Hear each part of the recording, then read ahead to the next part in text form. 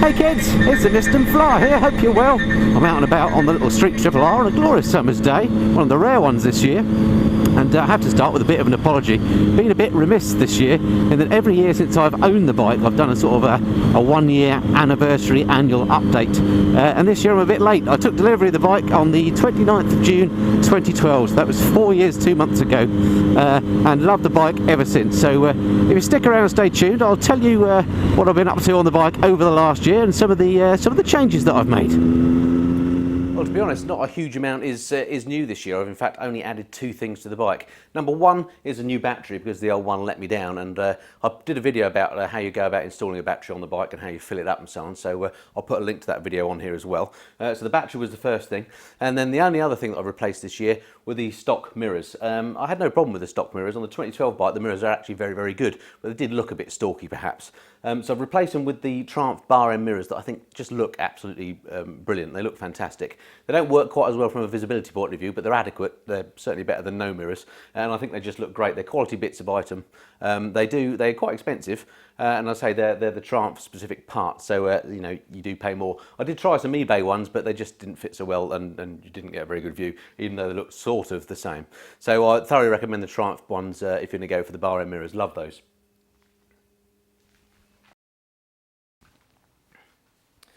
Well, the weather hasn't been too good in Blighty this year, so I've not used the bike an awful lot in terms of mileage. I've done an awful lot of local rides on her. In total, I've only done 1,110 miles this year, according to my records. So in total on the bike, I've done 7,000 miles just over now on the machine. And I've used it this year, as I say, for no rides longer than 30 miles. I can't remember any rides that I've done on her more than that. It's just been sort of summer blasts on the back roads. And that's no reflection on what I think about the bike. It's just that I gained another bike this year, which does have some crossover in terms of functionality. So if it was a summer's evening, I want to go out for a blast, I've got the choice of this or the 899. So necessarily the 899 has taken a bit of my time away from this bike, but that in no way reflects what I think about the bike. I still absolutely love her. She's a great machine.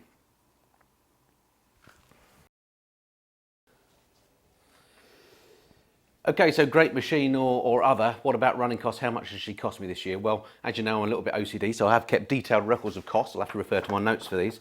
So the cost this year, and this is all costs. This is running costs and the things I've added. So the bar end mirrors that I mentioned, they were £95.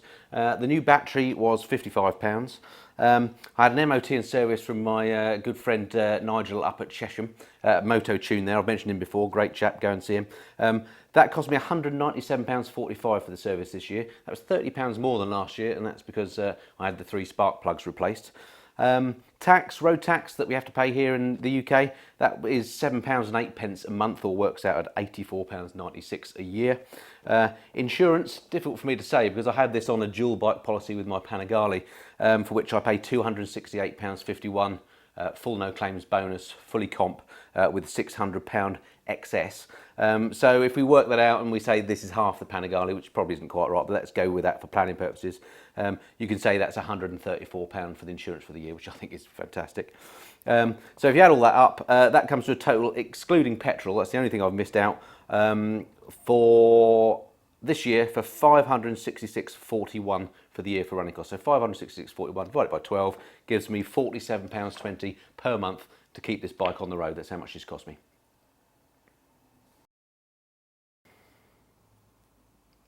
So as I've already hinted on this film, I absolutely love the bike. I'm still in the sort of love affair stage with it.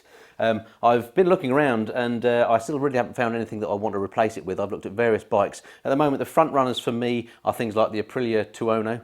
Love that bike. And a bit left field, I also really love the Ducati X Diavel, the looks of that thing, but I just can't live with the feet forward position. So I know there's some pegs that bring them back. So once I get to see one of those with the foot pegs in a more reasonable position, that might become a front runner, I don't know. But I'm in absolutely no hurry to replace it. I absolutely love the Street Triple.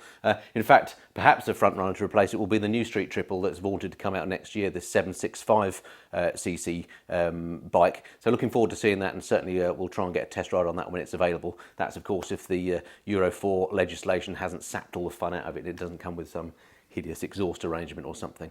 But yeah, for now, fully expect to be sat here again in a year's time doing my 5-year update. So there we have it. That's my fourth year ownership review or update on the cracking little Street Triple R. It's a bike that I've owned longer than any other motorcycle that I've owned, so that must say something about it. And there's so much about this bike that I love. I could go on for ages, so maybe that's an idea for another video. So there's a little idea.